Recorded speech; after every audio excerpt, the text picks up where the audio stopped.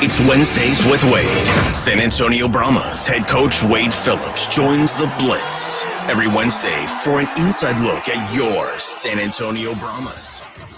Now, here's the Blitz with Wade Phillips. It is the Blitz here on 94.1 at San Antonio Sports Star. He's Joe Reinagle. I'm Jason Minix. Live this Wednesday out at the Big Blind at 281 and Redland Road in a championship game edition of Wednesdays with Wade. Wade Phillips, head coach of the San Antonio Brahmas, joining us now on the Buyers Barricades guest line. Coach, congratulations on winning that conference championship game, beating the hell out of St. Louis last week. Yeah, that was a great victory for us and for our team. We really played. I said I think I talked to you guys. We had, two running backs that didn't play the week before. It made a difference. So they made almost 200 yards between Lovett and Anthony. So. Coach, I think one of the best plays of the game was afterwards when your guys kind of snuck up on you and gave you a Gatorade bath. Well, it was ice water, which but it was cold, and it didn't matter what it was. It was cold, and they enjoyed doing it as they did. I don't think, but I appreciate. I appreciate that. I kind of wish players would carry out of the middle of the field like they used to do in the old days. But somebody decided they ought to dump stuff on coaches when they win, so that's a tradition. All right, well, a couple of things on that. Water, at least it's not as sticky as, say, Gatorade would have been, so that's a plus. And I know some of your players that watch this every week now know when you win this week and you beat Birmingham, don't get me wet, carry me off. And I find it amazing, and they said this post-game, and I hadn't thought about it this way, Coach. All your years in coaching, first time you've led a team to a championship as the head coach. So you deserve to be carried off when you get that trophy on Sunday afternoon. Well, that'd be okay. Whatever they want to do is fine. So as long as we win that game, that's the most important thing. Now, if you get carried off, are there certain players that you might trust a little bit more not to drop you? Like, do you need to? Because again, they watch this. Like, who do you not want trying to pick you up? Well, I think Puka Williams, number one, and John Trey Kirkland. I mean, those guys, they can't lift me. So, Coach, when you look at this thing, and obviously you guys played so well last week, beating St. Louis, and everything's coming together. We've talked about you guys were picked to finish last. Here you are in the championship game. Satisfaction, and again, you've been a coach for a long time, but what is your satisfaction rating, if that's a word, how you feel right now? I know you still have some business to take care of, but you got to be feeling really great about the way this year has gone. Well, yeah, I'm really proud of the players. Obviously, they worked hard. They deserve where they are. So, and it's pleasing to a coach to see a team come together because, again, we didn't have any of these guys at all. Two guys from the Brahmas and a couple guys we picked up from the Roughnecks, but we put a whole team together. Mark Littlebridge, our GM, did a great job of finding talent, and then the assistant coaches just did a great job. AJ and Will are both great coordinators that have made the difference. Well, and Coach, as we visit with Wade Phillips, head coach of the San Antonio Brahmas, we talked if you were going to have to go to St. Louis back-to-back weeks and split, last week is certainly the one you want to win. Now you get Birmingham again. They've got some quarterback questions coming into this game. Apparently, Adrian Martinez will start, but Matt Corral could play, and he had to come in their championship game to help get that W. How much more difficult is it to prepare for Birmingham this week, not knowing which quarterback that you're going to see, or the fact that you could see both quarterbacks? Yeah, I think we've had to do that quite a few times this year. Even last game, or the St. Louis game before when A.J. McCarron was hurt, the other quarterback played. So we had to we had to make sure had a game plan for both quarterbacks for them. It's happened a couple of times this season, so you just have to be ready for whoever they have available that you think might play. On the other side of that coin, Coach, what about you? I mean, Garbers, Dorby, how do you make that decision going in, and is there a possibility that both of those guys could play this week? Well, there's always a possibility, but, we tried to get Garbers back after being hurt during the season. He played against the Battlehawks two weeks ago and got hurt again. And so we brought him back, and he was well enough to play this week and played an outstanding game. So, he's our guy, but we know Dormady can come in and win for us. When you're trying to make quarterback decisions, and as a fan, or you see various comments, obviously when the run game is going, it's you guys are running football, but Dormady seems to get the ball down the field so much different. From the layman's fan point, like what I'm going with, how do you make the decision on who gets the start? Well, Garbers hit 71%. He's a high completion guy that moves the football, makes first downs. Dormady won a lot of games for us, so I'm not taking away from him. But Chase is playing really well, and we're going to ride with him right now, and the other guys are ready to play. And I'm assuming, Coach, that everybody is. I won't assume anything. How are the players approaching this week, and what's been the feeling and the mood of the team so far? I think it's a lot like last week. It's a playoff game, but now it's a championship. Well, it was a championship game last week, really. So I think it's the same kind of attitude. I can tell mentally they're really into it. We've had one practice today, but the players, they look at their iPads and study the other team, study who they're going to play against. They're really into that. And I think the mental part of it, at this point in the season, the practices, except for timing, aren't going to be a big difference for you, but it's how much the players put into it mentally.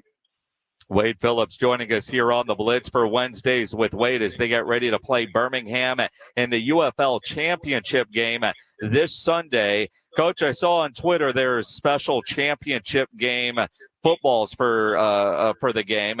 And looking at how big the logos and stuff is on both sides of that ball, does that cause any issue, or do you get to practice with those? I was just looking at that, as big as that is, if you're trying to hang on to it, does that cause any kind of issue or concern? Well, our quarterbacks have big hands. I know that, but I don't know that. Yeah, I don't know. It shouldn't be a factor. So, but we don't practice with the game ball itself. Coach, when you're going into this game, knowing your players the way that you do, and spending the time that you have with them, winning a game like this against Birmingham this weekend. What does it mean to the players like that? I mean, some of them may never play football again. Some may come back to this league. Some may go to the NFL. What would winning a championship mean? We know what it would mean to you, but what about those players?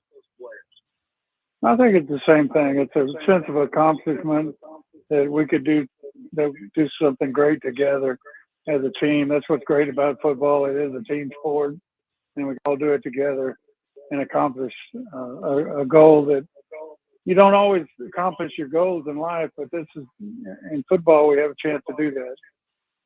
Well, and I know after the game, you're doing the post-game interview on the field. You interrupt that to talk to a player from St. Louis, Butler, and you tell them basically, I'm going to tell everybody I know in the NFL that you belong. And we've seen already three players from St. Louis getting workouts with various teams, including the Cowboys. How many on your Brahmas team will you campaign for to get to the NFL level? Well, several. And I think Mark Littlebridge does a great job of that also. He talks to a lot of the NFL teams, letting them know who we have and and who they look at all our tape.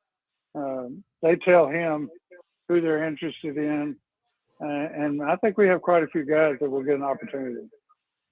I think so too, and I think that's the great thing about this league is that the NFL is taking notice and seeing some players that they're at least giving the opportunity to try out with, and for me that's a great thing, and I think that's what it should be. Yeah, that's what the league. That's what the Rock and Danny Garcia wanted when they put the league together. You know, he always says he was the 54th guy as far as playing in the NFL. They keep 53 guys on the team, so you know that's something that he wanted to give guys an opportunity to do, and it's come to fruition. Well, and you got a chance to win a championship, and hopefully we'll get to do something in the city with you and the team after you bring the first football championship to San Antonio. But, Coach, I do want to ask you about something that I saw on Twitter that I don't know the backstory on this, but Brandon Silvers, who plays for St. Louis, tweeted out today, so we got UFL execs from USFL side telling San Antonio who they can and can't play in the championship game now, ? I don't know any background on that. Is there some political stuff going on that we need to know about? I don't think so. So you haven't been told that you can't do something? I didn't say that. I just said I don't think you guys ought to be in on it. Okay. Okay. Interesting. All right. Yeah, no, yeah, there's things going on, but we talk to the league, they talk to us, and we work things out. Okay, so or is this like eligibility on roster, how long players have been with you, or are they eligible for the playoff roster, or like all the key guys that we've been watching, they're going to be able to play against Birmingham? You're not going to go in with a hand tied behind your back? No, we'll have all our guys that are healthy. Okay, well, that's good news. And then obviously a huge challenge ahead for you with Birmingham. You guys beat them here in San Antonio, but obviously a good football team. Playing them once, Coach, does that help you at all? And I guess if it helps you, it would help them as well. Yeah, I mean, both teams are going to look at the strengths and weaknesses in the game itself and try to change certain things. But I do think it gives us confidence. They hadn't lost a game in 2 years, and we beat them. So I think that gives us some confidence that we can go and do it again. Well, and again, I kind of feel like you played as many games in St. Louis as you have in San Antonio, and certainly over the last couple of months, so you're familiar with the with field. But quite frankly, the way your defense has been playing the last month or so, and really all season, you guys just don't give up a lot of points. Like even last week, I mean, 6 of their points came off of a turnover. The defense, allowed 9? Right. Yeah, we played Birmingham, gave up 9. We played St. Louis, gave up 13, and then 9 again to St. Louis. So, I mean, we're on a stretch where we're really playing great defense. So, Coach, you guys, I'm assuming the routine is going to be the same this week. You're not going to change anything up? No, I mean, we'll change. Yeah, we'll change some of the things that we do offensively and defensively that we didn't do as well as we need to. They call it, clean up things so we can get better and play better than we did the week that we played them. But it is a little bit of a chess game. It's what we ran, what they ran, what was successful, what wasn't. It starts all over again. It does, and it's the beauty of football. And as you've told us many times throughout the process of doing Wednesdays with Wade, your players, your staff pretty well. Last week I was very lacking in confidence with your kicker, and he nailed a couple of big kicks for you last week, Coach. Yeah, he did, and it's been that kind of year that the Garbers came back. I mean, that's a great story. Our kicker came back. Anthony McFarland was hurt some and then came back. And we had a lot of injuries. We had 3 starters out on injury reserve in the offensive line. So The guys that came in have done a great job. So it's a great story of guys banding together and playing as a team. Now, Coach, I saw something, and forgive my ignorance, but I don't know if this is the official Coach of the Year, but I saw where a media group named you as the Coach of the Year. Congratulations. Yeah, that was some guys I know that made up a media group, and so I appreciate that from them. Well, if you're writing checks, you are the official Blitz UFL Coach of the Year as well. Yes. There you go. Well, I appreciate that. That's for sure. That's one of the highest honors, Coach. You have no idea. It's huge. You have no idea. I have no idea. Right. Yeah. That's only in the second quarter. What the hell do I know? Coach, have fun this weekend. Enjoy. When are you going up Friday or Saturday to St. Louis? We go Saturday. Yeah, Saturday. You go up Saturday, win that trophy. For your guys that are watching, don't get the man wet. He wants to be hoisted onto your shoulders and carried off the field.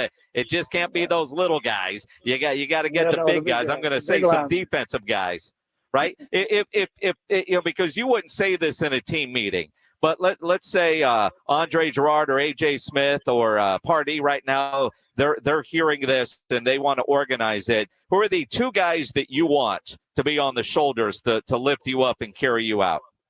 Well, any of our offensive linemen for sure. I mean, those guys are huge, so they can handle it. I'm sure they can handle it. A lot of other guys, I'm too heavy. I mean, it's the trust factor too. Now, do you want to make sure we can add a third guy in there and make sure somebody's going from behind just in case you lean back a little too far? The merrier. That's a good idea. Yes. The more the merrier. Coach, good luck. Go win that championship. Do you know all the great being with you guys. Yeah. Appreciate it. Now, Coach, no pressure, but you know all the pro teams that have come and gone through San Antonio through the years. No team from San Antonio has ever won a football championship before. Well, things could change. That's the world, isn't it? Yeah, they will change. We're counting on it. They will change. Coach, appreciate you doing this all season long. We'll talk to you next week talking about winning the title and you riding off on somebody's shoulders. There you go. Good deal. Wade Phillips. Wednesdays with Wade here on the Blitz. Wade Phillips joining us on the Buyers Barricades guest line where they provide traffic control, rental, and sales for San Antonio and beyond online at buyersbarricades.com.